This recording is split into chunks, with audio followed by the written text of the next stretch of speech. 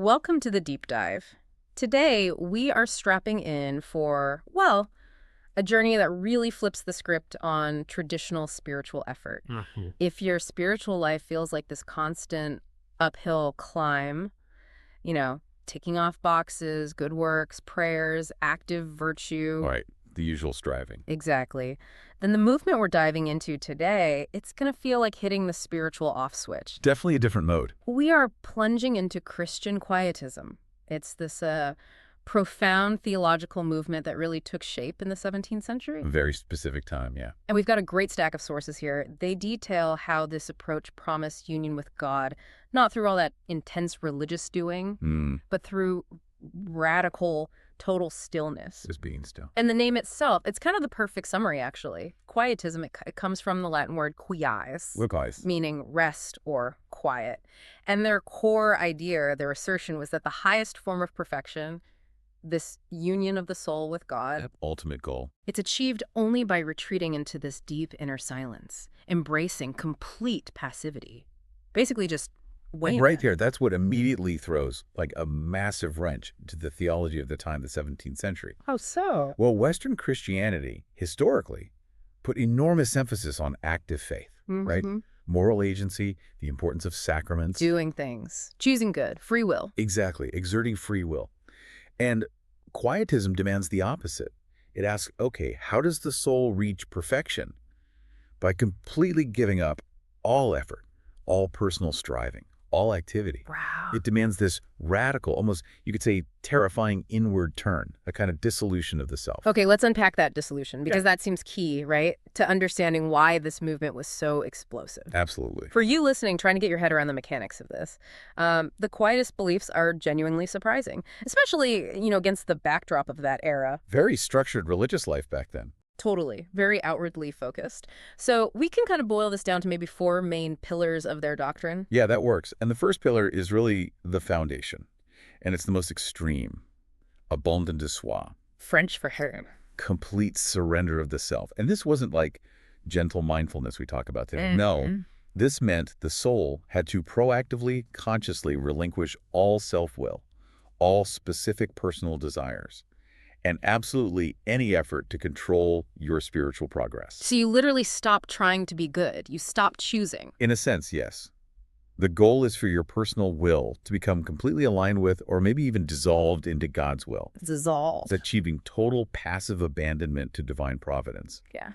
The individual ego, your I, becomes entirely irrelevant. That is heavy. I mean, most people approach religion trying to find their best self, right? Not to intentionally dismantle their entire self-will. It's counterintuitive to a lot of religious thought, definitely. So, okay, if you've reached this state of abandon de soi, the surrender, what does prayer even look like? Ah, good question.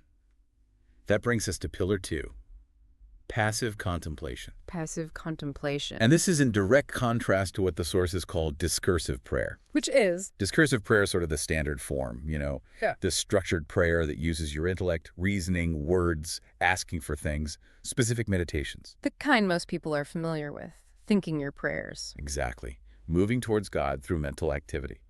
Quietists. They rejected this active approach entirely. So what did they advocate for instead?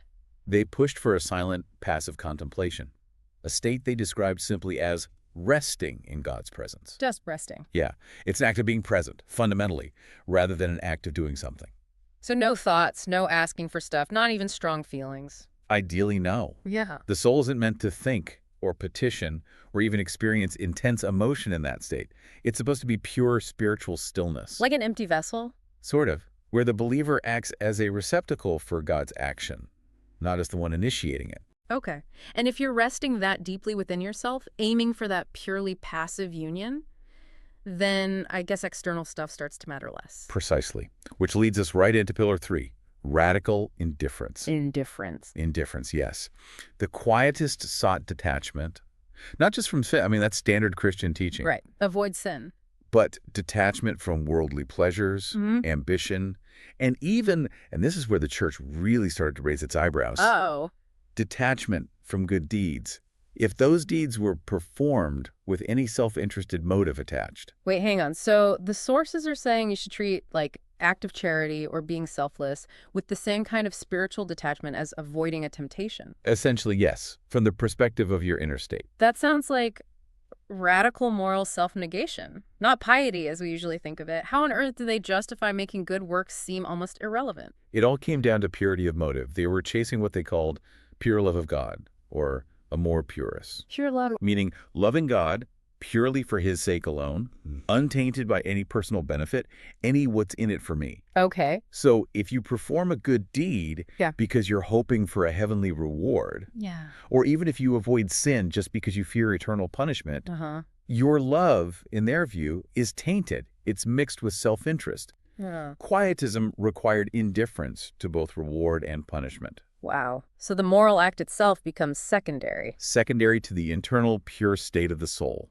That was the argument. Okay. That explains the deep conflict brewing here, because that kind of pure love, that indifference, it logically leads us to Pillar 4, doesn't it? It does. The supremacy of inner experience over external works. If my motivation has to be purely internal and passive, well, then I'm naturally going to downplay the importance of rituals and actions that rely on external doing. You got it. The Quietists essentially downplayed the traditional importance, the necessity even of external religious observances. Like going to Mass, sacraments. Sacraments, routine moral works, prescribed prayers, all seen as less central as the primary means to salvation. Why? Because the real action was happening inside. Exactly. Because union with God, their ultimate spiritual goal, happened internally, in the silent, passive depths of the soul.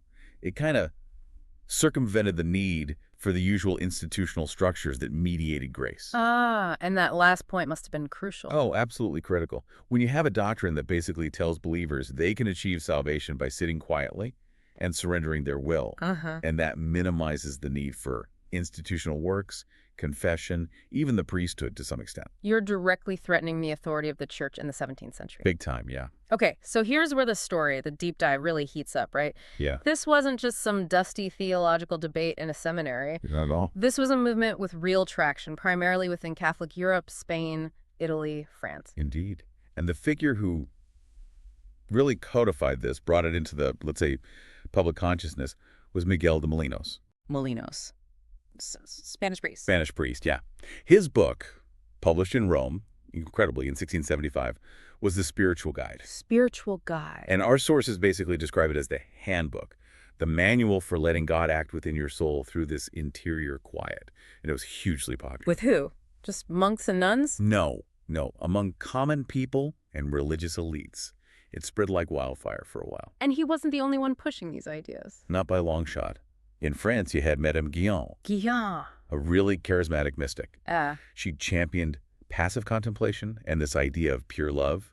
Her influence was massive. How massive? So significant she caught the attention and even, for a time, the defense of major figures like François Fenelon. Fenelon, wasn't he a big deal? An archbishop. A highly respected archbishop, yes.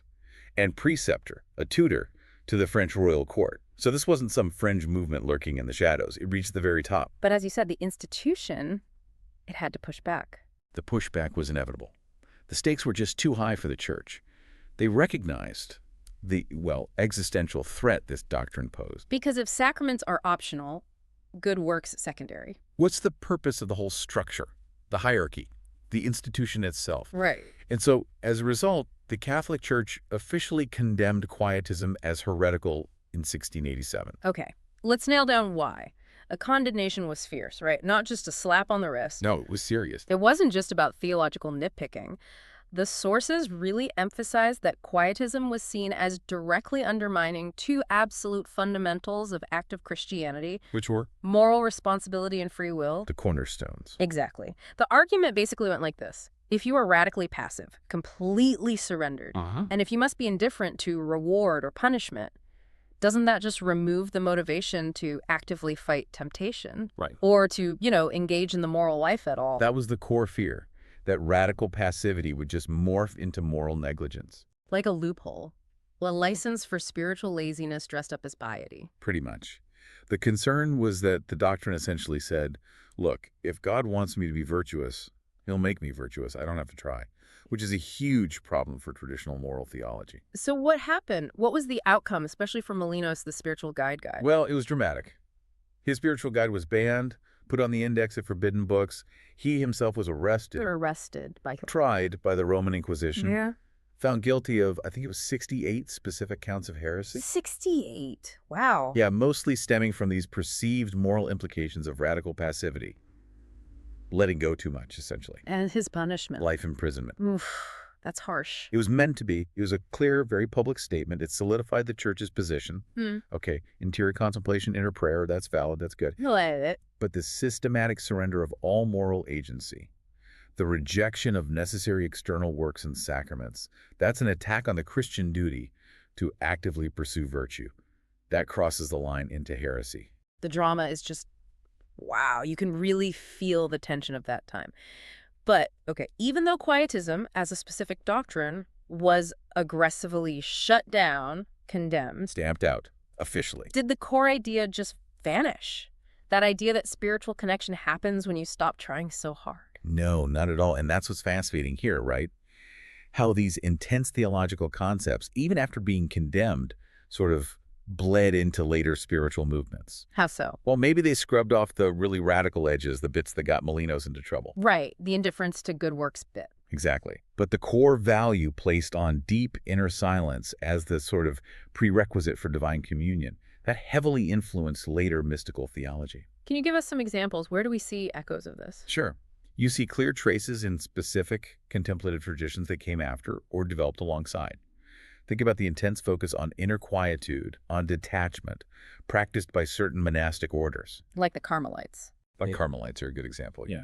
Or even in a very different context, think about the radical silence and the waiting found in the worship of the Quakers. Ah, interesting connection. They kept that core practice of stillness, of waiting on the Spirit, but without adopting the extreme indifference to moral action that got Quietism condemned. And if we kind of fast forward, connect this to the bigger picture for you listening today, can we still see shades of this Quietist impulse? Oh, absolutely. You can see shades of Quietist principles, or at least the emphasis on stillness, surviving in modern contemplation. Like mindfulness. Techniques that emphasize clearing the mind, focusing on breath, or simply being present, which are now integrated into various Christian mindfulness practices, centering prayer movements. Things people practice today. Right.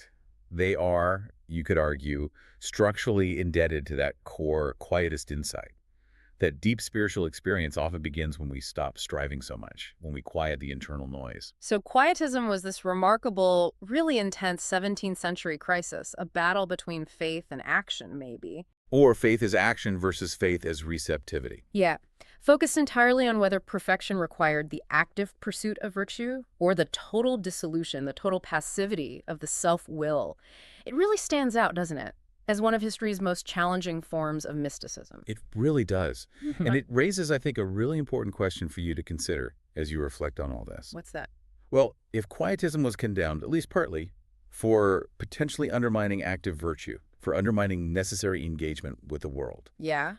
How do modern practices, spiritual practices today that also emphasize radical inner stillness, detachment, finding rest, how do they successfully navigate that crucial balance? The balance between? Between that deep, necessary spiritual quietude and the equally necessary active moral and social demands of living in the world today. Where's that line?